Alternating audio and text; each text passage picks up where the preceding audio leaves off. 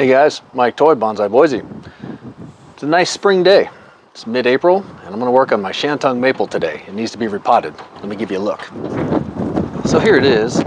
Sorry about the wind. I'm gonna take this in the garage and work on it here in a minute, but just give you a look at it real quick. It's in this old terracotta pot that I put it in. I think I first repotted into that in 2018. Then I repotted it 2 or 3 years ago, but back in the same pot. I'm surprised it's lasted this long and not fallen apart. These things tend to crumble. So I've got, it's roughly the same size, maybe slightly smaller, not really sure. Got to drill a couple of holes in it, but it's roughly the same size. But as for the tree, this is technically probably, I don't know, maybe slightly later than preferred. You want to get it before the buds pop, and they're like just on the cusp of popping. But I really wanted to get it done.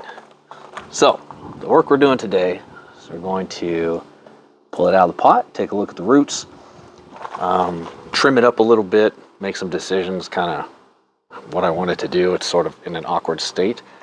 And then this area right here has been bugging me.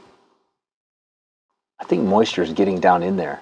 You see how it's dark right there and light right there? I think that it's getting in there and the bark is rotting off. So I want to seal that up so that it can't happen anymore. It's such cool bark. So let's bring it into the garage and get to work.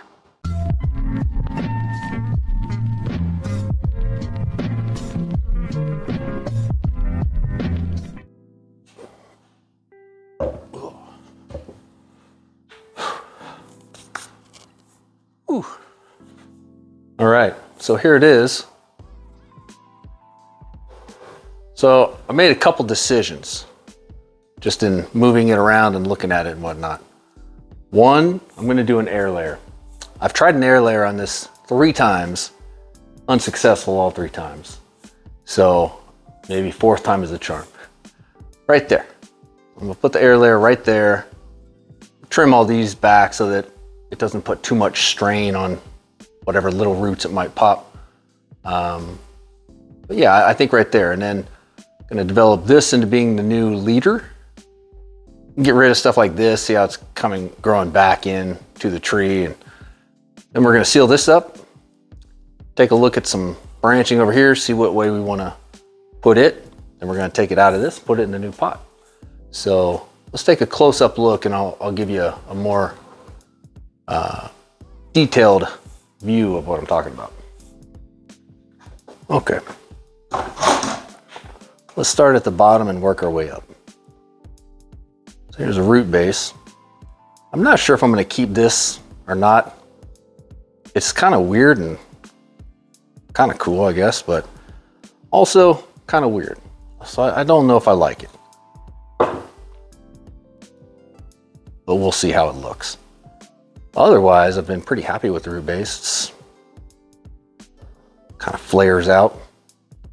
The bark on these Shantung maples, I've always loved. It's got this fissured effect.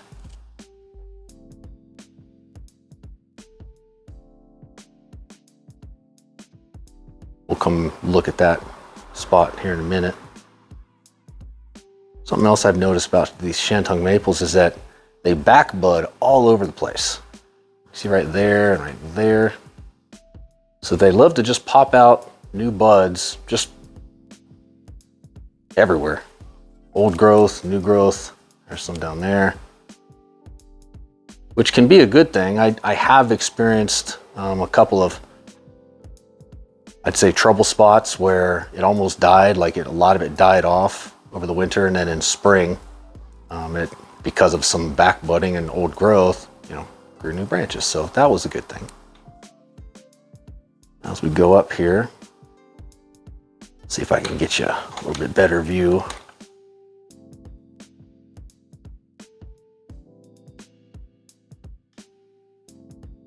So speaking of that, so the year that I had dieback, it was right here. This was the main trunk at the time, right there. It has since rotted away. Yeah, the main trunk died off and just had a couple of side branches that sprouted out of the trunk, and that's became the new leader. I tried air layering this at one point, didn't work.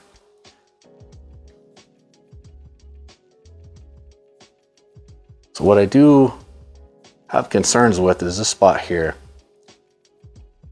It's, I don't know if it's a cause for major concern or not, but either way I'm concerned.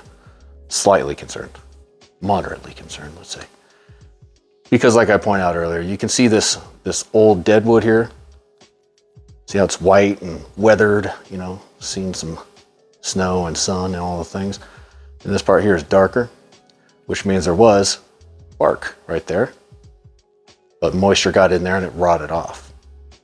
And I think moisture can still get in there, because if I really wanted to, I could just chip this part away.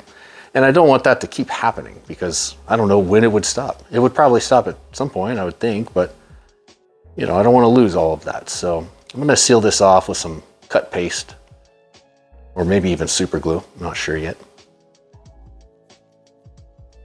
Let's see if I can spin it around here.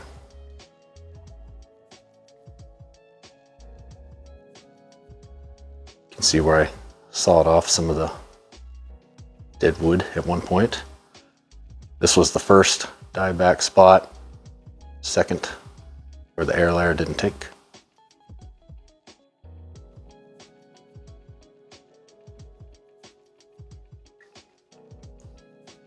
Maybe you can hopefully kind of see in there. These branches would cooperate with me here. Not a great view, but you can kind of get what I'm going for there. So that's where the moisture is getting in. That's what I want to seal up. Same with there and up there. So all these spots where moisture can get in, I think that bark could just flake right, yeah, see. We don't want that. So I'm going to stop doing that now. Zoom out a little bit. You can see the live vein where the growth goes up.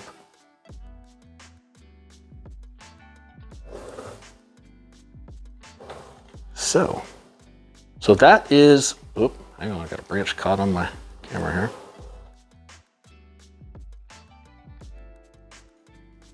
That is a more detailed look at the tree itself. So when it's all said and done here, how it's gonna look is the air layer is gonna happen right here. This will be the new leader. Some of these will be trimmed back. This one will be taken off completely. I'm gonna look for spots where we've got several branches coming out of one spot. And like here, we've got some buds popping where we don't want them to pop. Down here. So we're gonna do a little cleanup. So I think the first thing to do would be the cleanup. So let's do that. Okay. So I don't have to be too picky up here because I'm trying to air layer this part off. And if history's taught us anything, then we can assume that the chances are slim that it's even gonna work. We're gonna think optimistically. So the only reason that I'm actually trimming this back is because it's got all these buds popping all over the place. And if they all pop out and leaf out, it's gonna put a lot of strain on this little spot where I'm wanting some roots to grow. And for anybody who's not familiar, air layers, when I strip the bark off all the way around, so I score it all the way around this branch, take some wet sphagnum moss, put it on there, wrap it in plastic. In theory, what should happen is as the leaves pop out, it sends energy down to the roots, but I've severed that connection, so it can't make it down. So it causes it to grow new roots right there. It's worked on many other trees. I've just never had it work here. The point of that story is that I don't want to put too much strain on growing those new roots, so I'm going to take this back quite a bit. And yes, I am going to try and root some cuttings too, because, you know, optimism.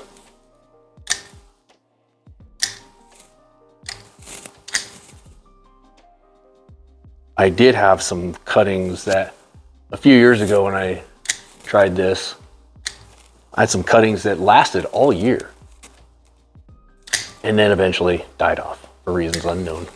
I don't know why, but they lasted all year.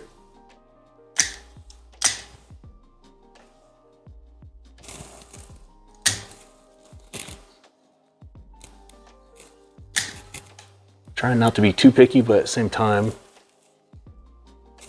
I want to make smart cuts.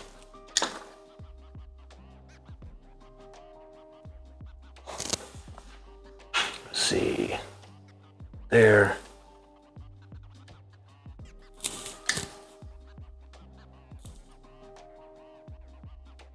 I'm doing this backwards here, bear with me.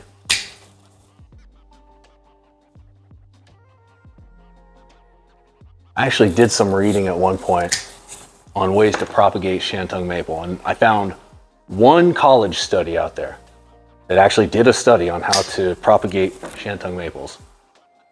And I felt a little bit better hearing that it's very hard to do. But it said that it is possible. If I remember right, even cuttings are possible if done from semi-hard wood. So there we go. I think that's probably good. Just like that. Okay. Now we're going to make some cuts on what we are keeping. So I'm going to continue with this as being the main leader. Come out to this, and then this will be the leader. I think I'm going to take the rest of this off entirely.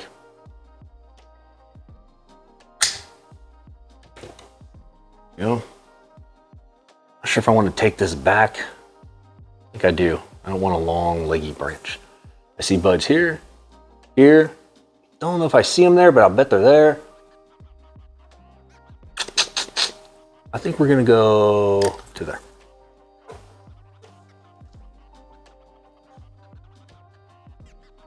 I do see buds on, yeah, there's buds all over it actually. I can see it now. So this will be the leader. So down here, let me zoom in a little for you. Down here, we've got what is real close to being 3 branches coming out of one spot, kinda. We've got the main trunk, one big branch going this way, another branch going that way, and then this one that comes off right away. And you can start to see how there's kind of a bulge right there?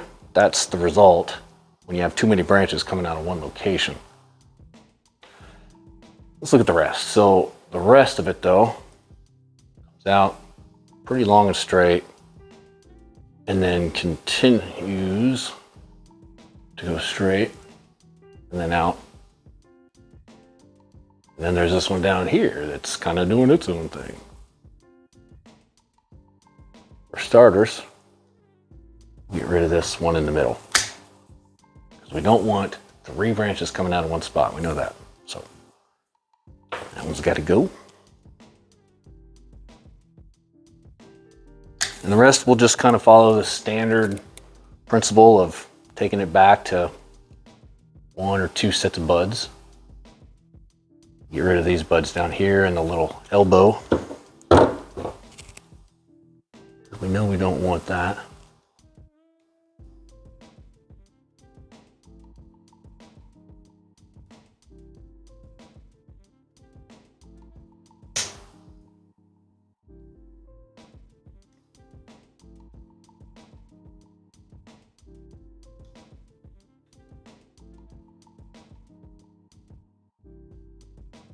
Okay.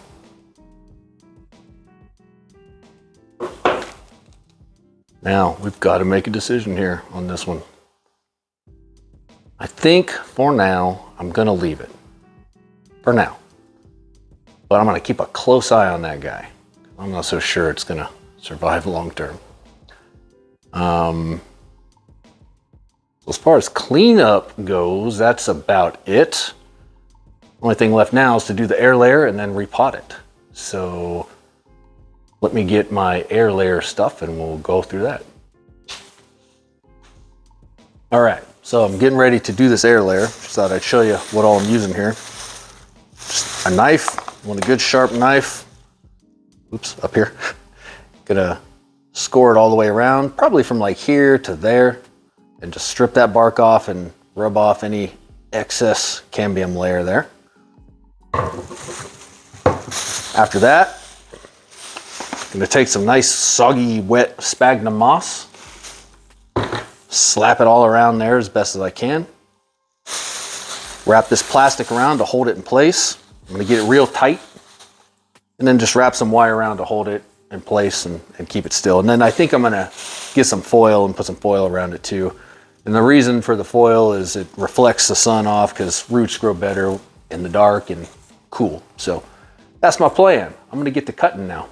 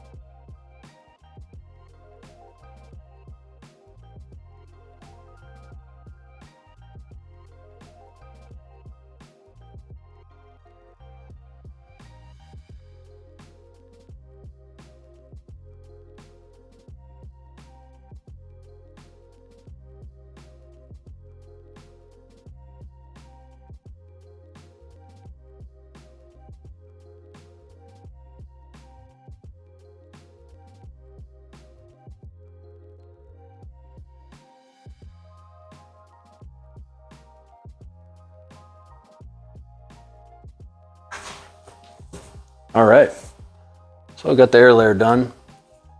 Like I said, I've had mixed success with these, especially the outdoor trees. The indoor trees in my greenhouse, I've had much greater success. But I'm doing a few things different this time. You may have noticed in that I decided to take off the 2 branches that I had left down here. And I did that for a couple of reasons. One, it just gave me more room to work with, so easier. 2, I heard or read somewhere that if you do an air layer at or close to a point where there was a branch or a bud, the chances of it sprouting roots there are much greater. Now, I don't know if that's universally true or true of just a certain species or true at all. I don't know, but we're going to put it to the test. But we'll see. A couple things I'll point out is in this process, the roots sprout from the top cut point, not the bottom. So I tried to focus this as much as I could on the top cut point. And I cut some, or didn't cut, but took some of this wire and just poked a few holes in the top, poked a few holes in the bottom. That way rainwater and whatnot can get in there and it doesn't dry out, but it also doesn't get soaking wet and it can still drain. And then otherwise just tried to keep it as tight as I could. So I'm gonna find some foil when it's all said and done and wrap it in foil as well to reflect the sun's rays from it. So that's it for the air layer part. Next, we're gonna repot this guy. But first, I'm gonna take a short break and go do a few things. I'll come back and we'll repot it.